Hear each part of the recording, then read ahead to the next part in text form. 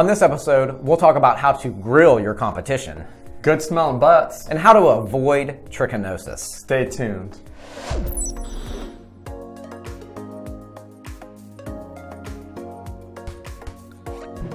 Welcome to this episode of Promos with the Pie Guys. I'm your co-host, Patrick. And I'm Irving, and this is the show where we teach you how to grow your business using promotional products. Irving, I've got a confession to make. Tell me your confession. I like pig butts, and I cannot lie.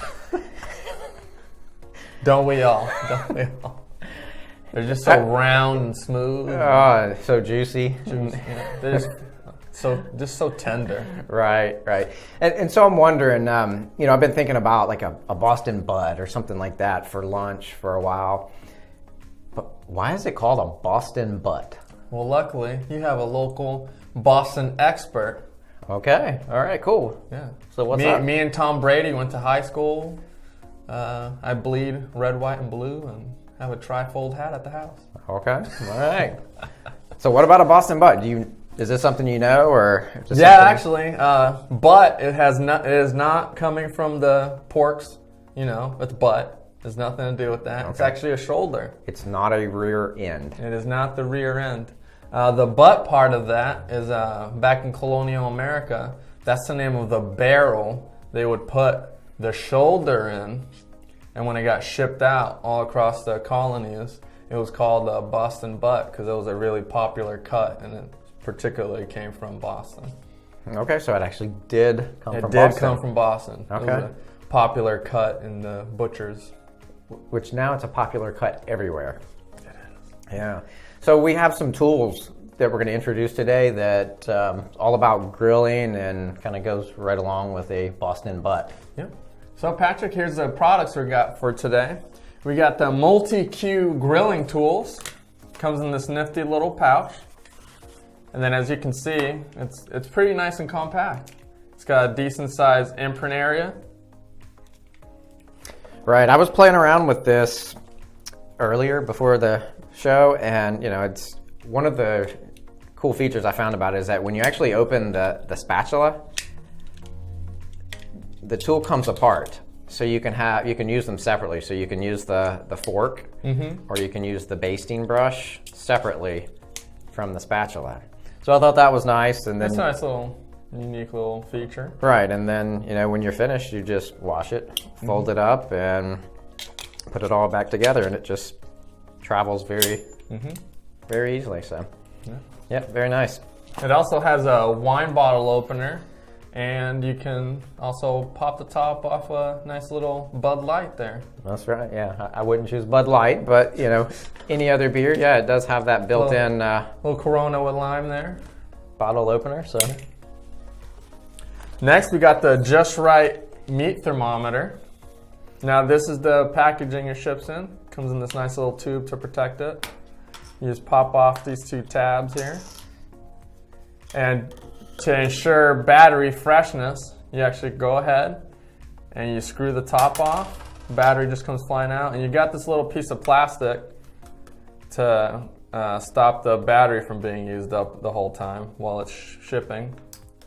So you just put that back on there, screw it on. Yeah, that gives it better shelf life there until it's actually used. Yeah, and there you go. Now we're gonna go ahead and put this in Fahrenheit since this is America. Right, and I don't even know what Celsius degrees mean. But this again, it has a nice little imprint area. Yeah, so that'll definitely come in handy and help you with safer cooking temps and. You'll know when meat is done. Yep. Right, all right. Very and nice. Lastly, but not leastly, we got the Master Claw meat shredder. Oh yeah, Those I like are pretty those. Sweet. Yeah, those are. And then you got that imprint area there. It's pretty decent. Man, this could be a weapon. It could. Yeah. If you're pretending to be Wolverine, off-brand Wolverine. Yeah, I just wish we had Boston butt to shred, because man, I'd love to tear into one of those. Well, you know what, Patrick? Today is your lucky day. No way.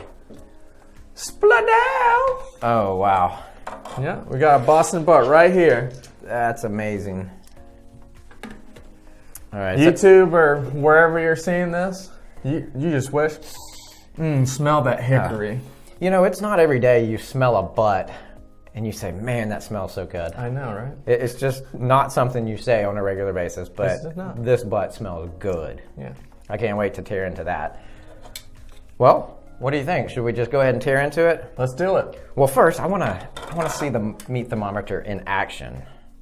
Now, I know this isn't going to be, you know, up to the normal cooking temperature of 145 degrees for beef.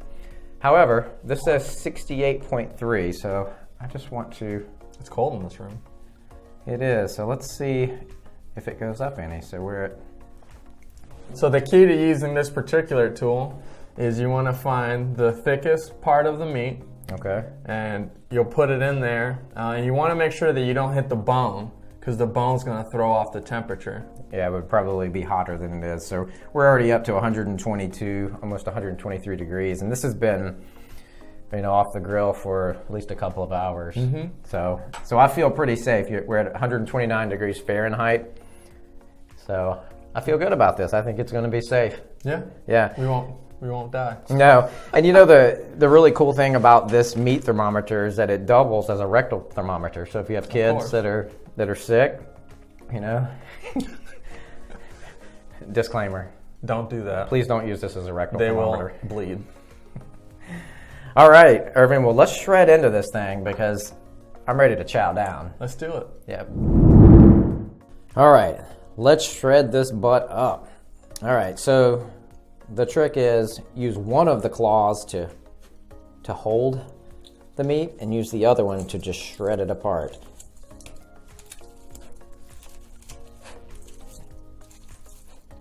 And then you switch hands and shred the other side. This gives us a lot of... This helps us shred too while meat is really hot. And you're not having to hold or use a smaller fork. So yeah, this really tore into this really quickly. And this thing works great. I'm ready to eat this. What do you think?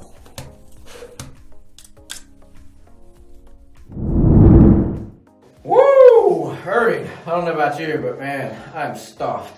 Yeah, I don't know about this food, baby Patrick. Yeah, I feel like I got a baby growing too. Man. Yeah, this definitely should not be a weekly occurrence. Nope. That would not be healthy. I'm definitely gonna have the itis and be fast asleep in my office. Oh, but you know what? Eating a butt like that every now and then is good for you. It is. Definitely is. Well, Irving, let's talk about some ways that these items can be used to promote businesses. So we got your obvious choices: barbecue restaurants, Sure. or anybody in that range. Barbecue competitions, festivals, conferences. Well, barbecue festival. Oh, definitely around here too. Woo. So if you definitely want to go around seeing butts all day, barbecue festival. That's where you go. Yep. But why don't you tell us some more creative ways? Well, you know, one of the ways I was thinking about was, you know, you got a lot of businesses that have multiple tools for their customers, right? Mm-hmm. To help them succeed.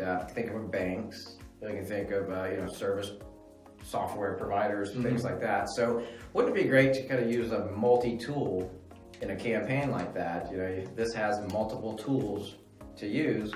Well, just tie that in your campaign with, we have multiple tools for your success. Yeah, for like banks, you can show off how you're not only just there for savings and checking, but you're there for investing, real estate, mortgage, or anything like that. Sure, yeah, they have so many options at banks. Absolutely. Another great idea, definitely for this thermometer, if you're having a food safety campaign. Oh yeah, good. Especially around the holidays, people are cooking stuff that they don't normally cook, so you definitely don't want to get salmonella from undercooked turkey. No, nobody needs a digestive disturbance during the holidays. And you definitely don't want to get trichinosis from a ham. No way. But for your food safety here, 165 makes chicken and turkey safe. Beef and lamb, it's safe at 145. And then pork and ham is good for 145 also. Okay, so yeah, it's always good. And you know, without a thermometer, you have no idea what the internal temp of that meat is. Yeah, and you definitely you want to be safe. Oh, absolutely. Yeah. Absolutely. So, you know, another thing I was thinking about too with these meat claws was, do a fun campaign around how you tear up the competition or shredding the competition, things like that. And, give them a unique item like this. Yeah. Have your CEO dressed up as old 90s Wolverine. Yeah, absolutely. Because, these are very weapon-like. I mean, and so there's a lot of ways you could tie that into your business with a fun way. Yeah. Right. Well, what is your favorite meat to grill? I'm a big fan of chicken. Wings, thighs, breasts, all of it. All of it, okay. All right, yeah, I like chicken. Chicken's good. Yeah. My preference is beef. I prefer beef. All day. Yeah, whether it be burgers or steaks, beef short ribs, love those. That's a good choice. Especially a nice good steak. Get one of those tomahawk steaks from Sam's Club. Yeah, love a good steak. So I've got some dad jokes. Oh God. And they could also be classified as bad jokes, but they're all about beef. You want to hear them? Let's do this. All right. So I've got 5 jokes for you today. All right, let's do this. 5 jokes. 5 jokes, all right? I think they're really funny, but I don't know. I'm just going to shake my head at you. You probably are. It's going to be a lot like what my daughters do to me all day when I tell them a dad joke. But all right, here's the first one. What's the difference between roast beef and pea soup? Pea soup is green. No, anybody can roast beef. But not everyone can pea soup. Is there like some sort of dad jokes memo that you get? I don't know. Maybe dad jokes quarterly. Maybe you have to be a dad for a certain number of years before that kicks in. But, So you'll be there soon. All right. Here's another one.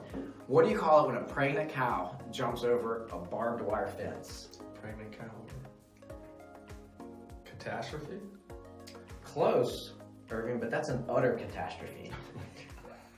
Utter catastrophe.